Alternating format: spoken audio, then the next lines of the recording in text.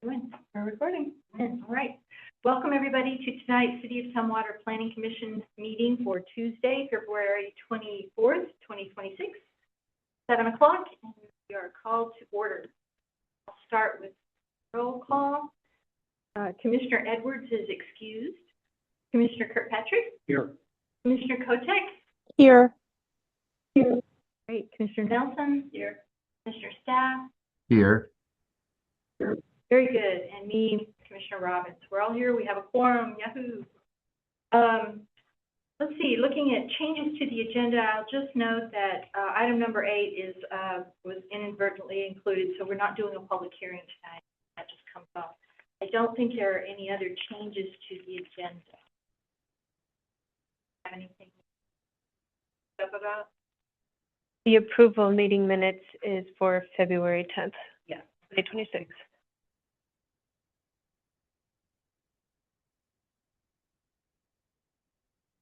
That'd be mighty fast.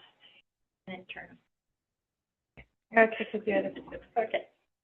Okay, let's move on to then item number 4, approval of minutes, the meeting minutes for February 10th, 2026. That catches us right up. Issues.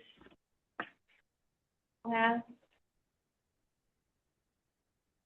Does the minutes say February 24th be approved? Second. Can I correct you that it's actually February 10th? February 10th. Thank you. I'm going to remake the motion, perhaps. Yes, I moved the minutes of February 10th. I was looking over here. I know. Very good. That the minutes of February 10th be approved. Second. Moved by Commissioner Nelson and seconded by Commissioner Kirkpatrick to approve our meeting minutes from February 10th, 2026. Any discussion? Any other things to bring up? All right. Everybody in favor of approval of our meeting minutes from February 10th, 2026, please say aye. Aye. Aye. Any opposed? Minutes are approved for February 10th. Thank you. Let's go to item number 5, Commissioners' reports.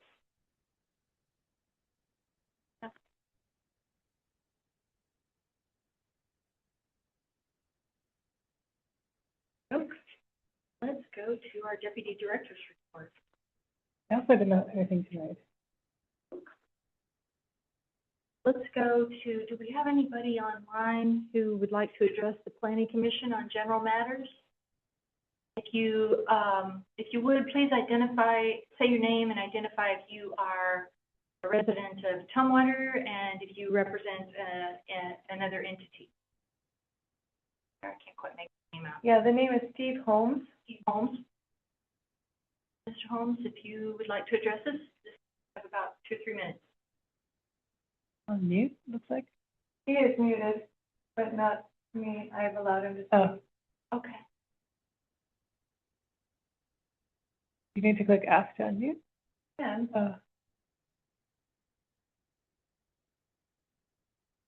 maybe that he just wants to attend and doesn't want to comment. I'm assuming that since he hasn't spoken up, that's probably good. All right, and there's nobody else in the room. So our public comment about anything. Let's go to what is labeled as item number 9, rules of procedure. We have some revisions in front of us. Just talking about. Yeah, sure. We discussed the proposed changes with the city's attorney. He recommends removing all reference to the location because we could be in any meeting room, and that we noticed this through our public hearing notices and on our webpage. So that's item 3B3 to delete that, page 1. The attorney also says we do need to have a quorum to meet, so we're not going to make that change. And then on page 2, item 7 at the top, we're going to propose to make that the planning manager or deputy community development director. And then on the bottom of page 3, And the bottom of page 4, there were 2 footnotes that have broken links, and these links cannot be, these are not the same links. So we're just going to propose removing references to these 2 items. Those are the proposed revisions.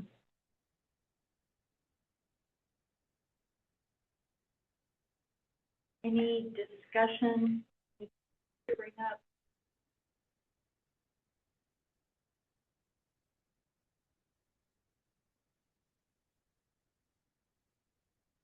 I think on this one, we probably do need a little action to make the amendments.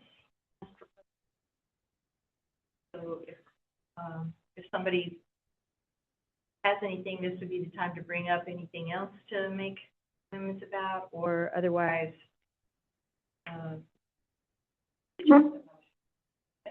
I think those are good changes and amendments to the document. And I would like to propose moving those forward to make the changes. All right, with that, can I consider that a motion? You can consider that a motion. Thank you. Very good. Vice Chair Staff Moves to approve the amended rules of procedure. Is there a second? I'll second. All right, that was Commissioner Kotek. Thank you. Seconding. Okay. Any last chance, any other comments, changes? All right. It's been moved and seconded to approve the amended rules of procedure for the Planning Commission. All in favor of approving the amended rules of procedure, please say aye. Aye. Any opposed? All right. Our rules of procedure are amended as of February 24th, 2026. Thank you, everybody. Okay, let's go to item number 10, our 2026 housekeeping amendments. And Brad is here. Oh, interesting. I think you're going to do this one.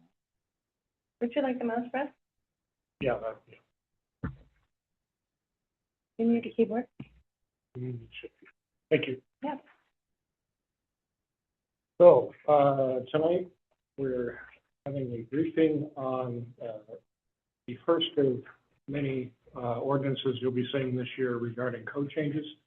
I don't want to say this is going to be the best because this is merely building up to the culmination of things in November. It's actually, as I mentioned, the first of the series of amendments you'll be seeing. There will be amendments that are coming forward that will likely be approved in June of this year that are basically the 26 version of the 25 amendments you completed at the end of December. It's finishing up some other code changes that were part of the comprehensive plan that weren't due until 6 months after the adoption. There are also a housekeeping 2 ordinance that has come up that has another set of updates that aren't necessarily going to be able to be covered in the June updates, but are dealing with some bigger things that we haven't had the opportunity yet to really dive into, and they require enough attention that they'll have their own ordinances to deal with them. Things like the best systems for battery storage facilities, and some of those other things will be coming as well. So if you don't find something that you like here, just hold your breath, and those later ordinances will make everything better. So similar to the process, for those of you who've gone through this before, what we've tried to do is at least once a year do a housekeeping amendment ordinance. And really the intent is to focus on very minor development code changes that are identified either by the staff or as practiced by applicants or the commission or the council that don't necessarily rise to the level of a full-scale amendment process, like when we rewrote the Development Administration Code, for example. And so we sort of keep a list of these things as we go. Where we can, we fold them into ordinances, like last year's ordinance included some of these items. But there are other things that are just really things we wanted to take care of early because there were some questions that have been raised by Department of Commerce during the review of our materials, as well as some other things we thought would be a relatively easy lift to get the code changes made and bring us more into compliance with state code. I cut my thumb earlier, so I'm learning how to use a mouse without using a thumb. So I won't go into that. Yeah, you go back. I apologize. Yeah, All right. I'll do your mouse. Okay, next slide, please. Okay, in the staff report that is provided, there's a summary of 5 different amendments. One of them has already dropped off. The city attorney has had the opportunity to review some of the code changes we've made and suggested that we include that in a different ordinance. I'll talk about that when we get to it. Each of them includes a summary of the amendment, basically the reasoning behind wanting to do the amendment, identifies those code sections that will be amended, and also includes some proposed amendment language that you'll probably see in some form when you see the ordinance at your work session. Next slide, please. So the number one amendment on your staff report and in your packet dealt with demolition permits, Title 15 item. That is the one that's been pulled from the ordinance and will be considered later this year. The city attorney had some issues with the proposed code language, and also because this is a housekeeping ordinance, she wanted to have it focused on just Title 18 items. So there are 4 amendments that we're going to be discussing tonight. The first deals with housing. In response to the State Department of Commerce comments that we received in January after the adoption of our ordinances. Child care centers, responding to some changes in state law since last year. Some issues dealing with signage that we're running into on the development side when we're reviewing some applications. And then also some state changes to the essential public facilities, basically adding a couple and changing some names. All those in 25. Next, please. So housing, in response to the State Department of Commerce comments, I've included their request in your staff report if you want to see their exact language they provided us. Essentially, it was some issues dealing with how we had amended our code to deal with accessory dwelling units. There were some clarifications. They wanted to make some corrections that we think are appropriate, so we're bringing forward here. The first item is dealing with an amendment to 1804, our definitions, which would make sure that we are defining ADUs in a consistent way as we define other dwelling units. We could still refer to them as being an accessory to a principal unit, but essentially everything else about them should be the same as those other things. The other item is related to allowing 2 ADUs with a principal structure consistent with state law. In 1842, in the section dealing with the ADU language, we had the correct language. They wanted further clarification within the individual zone districts about that language, and so we've provided that. And then they also wanted a statement in there that the zoning and the design review requirements for ADUs are not more restrictive than any other for the principal units, for the single-family house, the duplex, et cetera. We thought, to be honest, that was kind of something that was all the work we did with the citywide design guidelines to make sure that they were all dealt with in the same chapter, had the same level of requirements, met that, but they wanted a specific sentence added to 1842 that dealt with that. So that's where the additional amendment comes from. Brad, a question back on the kind of the term, what you were just saying on accessory dwelling unit, accessory to whatever the principle is. At some point, And does that unit lose the accessory part? For example, if it's sold as its own thing?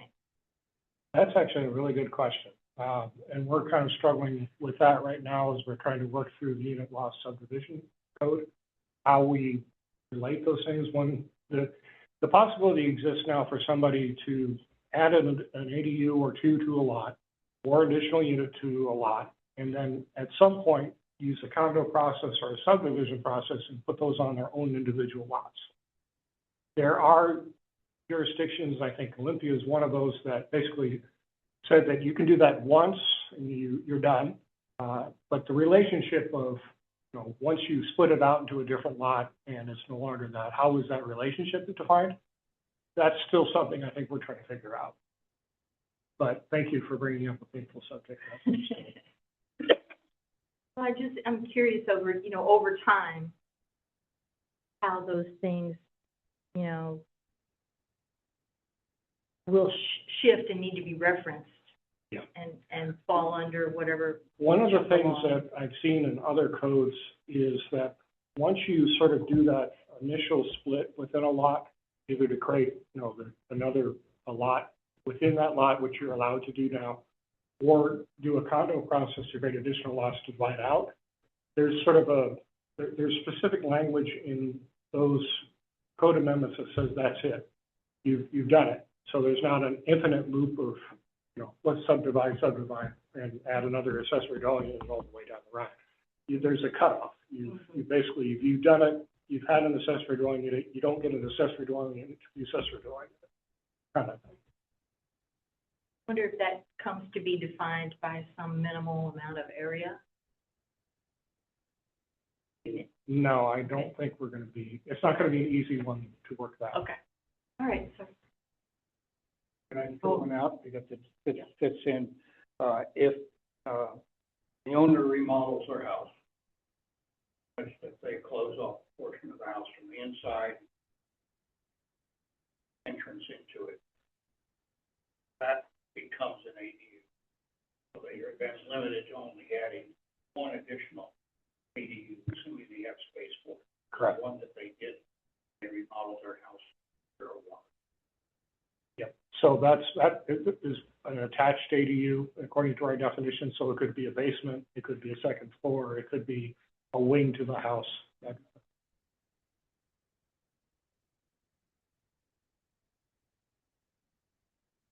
Next item. Childcare centers, in the state legislature passed Bill 5509, which states that we must allow childcare centers and the conversion of existing buildings to use as childcare centers as an outright permitted use in all zones, except industrial zones, light industrial, and open space zones. Currently, this is also the state definition of a childcare center, which is a person or agency that provides care for 13 or more children during the part of a 24-hour day. Our original structure was that we allowed childcare centers outright as permitted use in every commercial district in the city.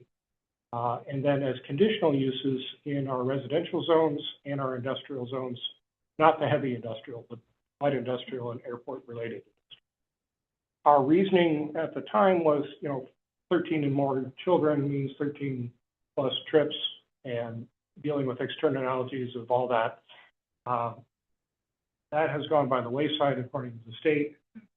So this particular change would change all of these to permitted uses within the residential area, leave the conditional use as is for the industrial zones, and made all the necessary changes throughout the code for that.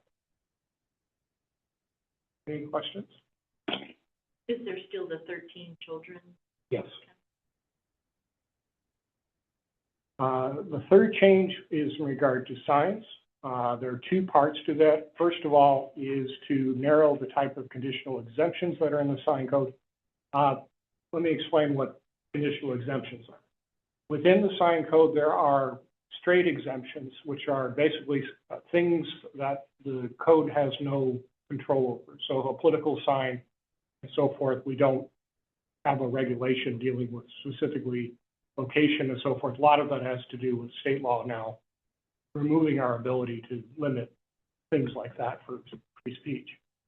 Conditional exemptions are things that don't require a building permit, which is our typical way of approving a sign, but do have to meet the square footage requirements for a building. So in this particular case, the change is to get rid of everything except for a sign that's painted on a building that does not require a building permit.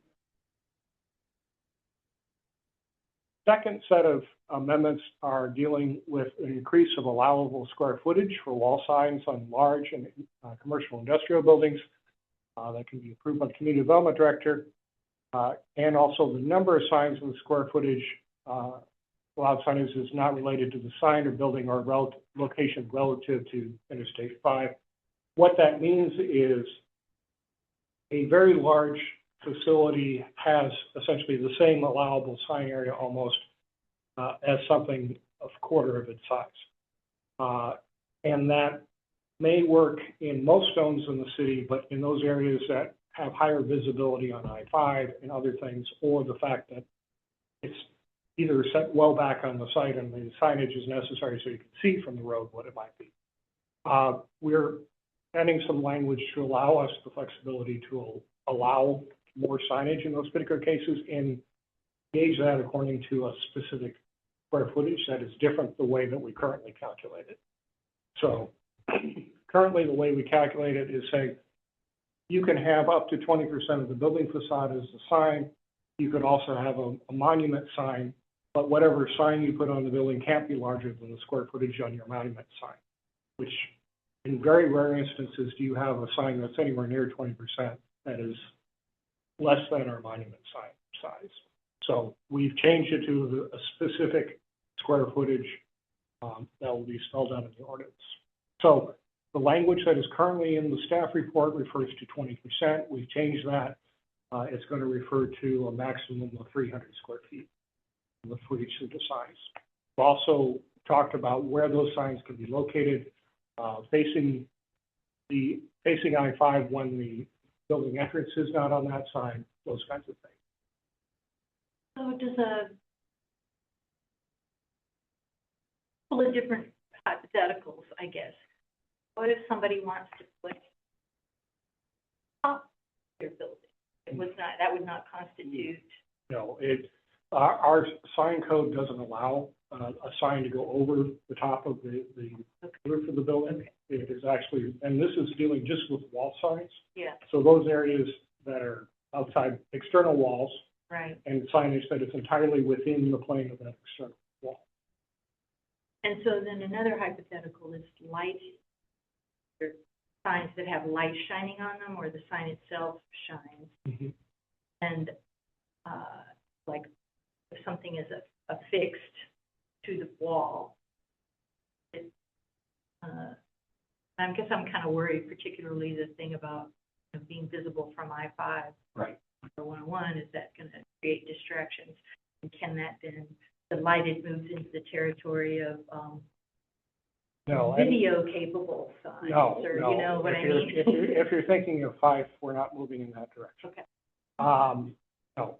What is not changing as part of this amendment is anything dealing with our restrictions regarding lighting for signs.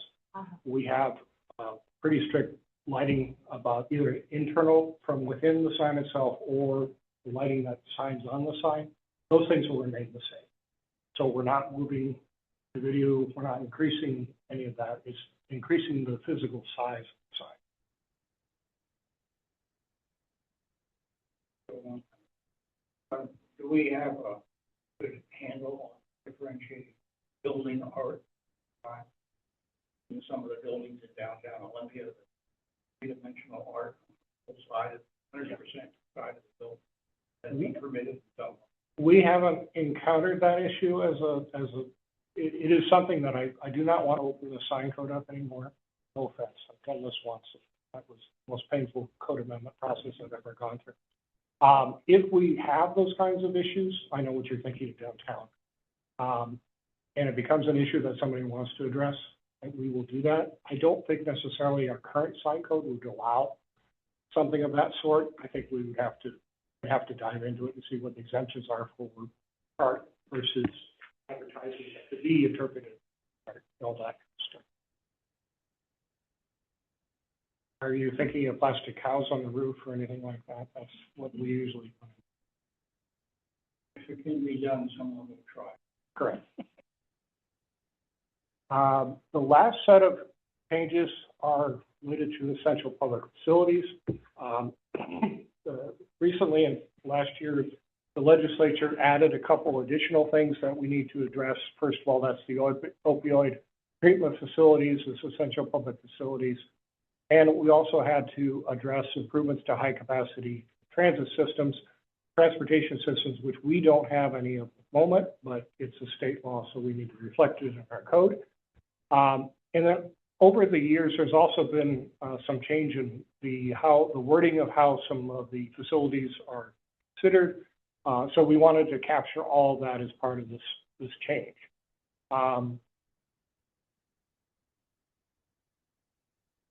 So when you're looking at the proposed code changes, it's primarily to add those first two items and rename a couple. And so that made some changes in some of the allowance tables we have.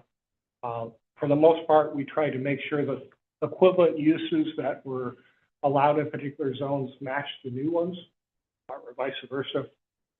And we didn't have any additional conditions regarding these to be put into the code. Any questions? Commissioner Kirkpatrick. Looking, on page 24, it's under A, now H. We talk about a recovery residence, and then the very next paragraph, we talk about a recovery house. Is that the same thing? Why don't we just make them both the same thing in the ordinance? All right. But I apologize, again, the page 24, or in the black box. A8 and 9, page 12, not sure. There's 2 page numbers depending upon which one you check out.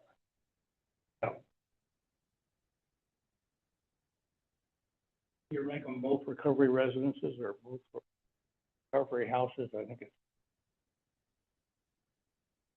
doesn't leave somebody wondering whether they're one has different rules than another.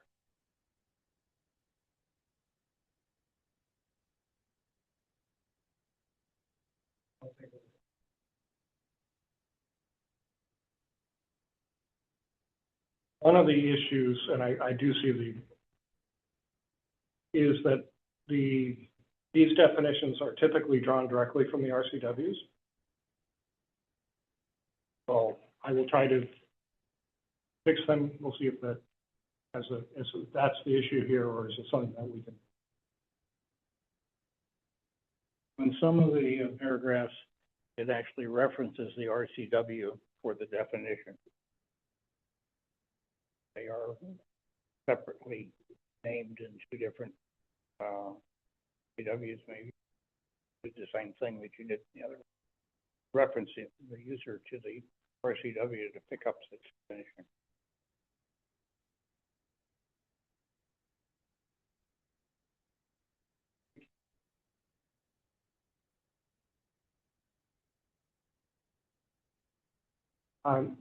Next, any questions before I move? Only one, are you interested in any typos that are in here, or is it gonna be looked over again? It will be looked over again. So the next the steps in the process, we are going to be issuing the SEPA determination on Friday. That will start that process, which will conclude before your public hearing. We'll also be issuing it for notice of intent for the state commerce process that will end in April. So at our next work session, you'll get a copy of the ordinance itself with all the changes we've talked about. And then also the staff report will be updated to reflect the current language. And then the request at that time would be for the commission to set a public hearing for the 24th. And then the meetings with the city council are still in flux. I'm not sure if we're going to be able to meet on the 28th or not. They may reschedule.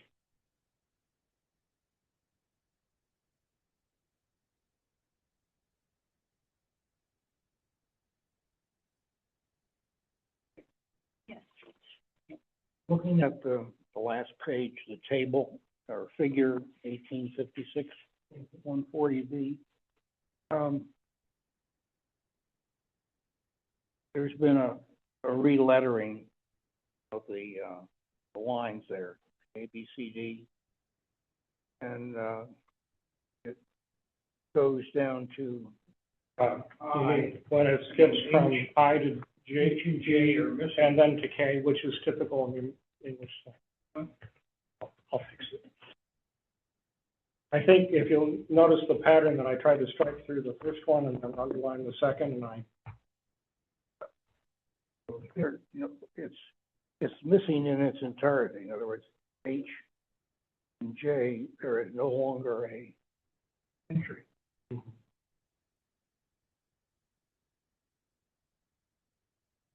I'll fix that. Okay. No, you're referring to the table on page 19. Oh, I'm looking at the wrong one. Yeah, Very, very end. All right. Gary, I think I underlined the wrong one and struck out the wrong. No. Like a typo, but if you don't see it the first time, you're not apt to see it the second time.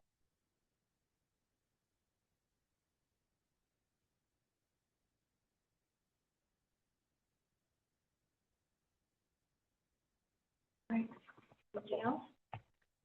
Just a quick question back on the signage part. Is anything related to,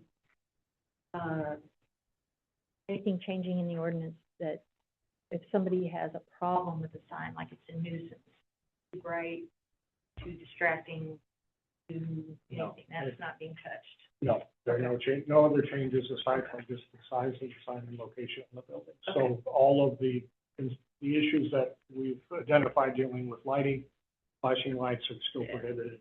And then temporary signage and things that Okay. last longer than the temporary use. All those things are the same. Anybody else have any points to raise? Schedule looking good? All right, then it looks like our next meeting date will be March 10th. And there are more on this front. Okay, seeing as how we have concluded our business tonight, I will declare us adjourned, and it is just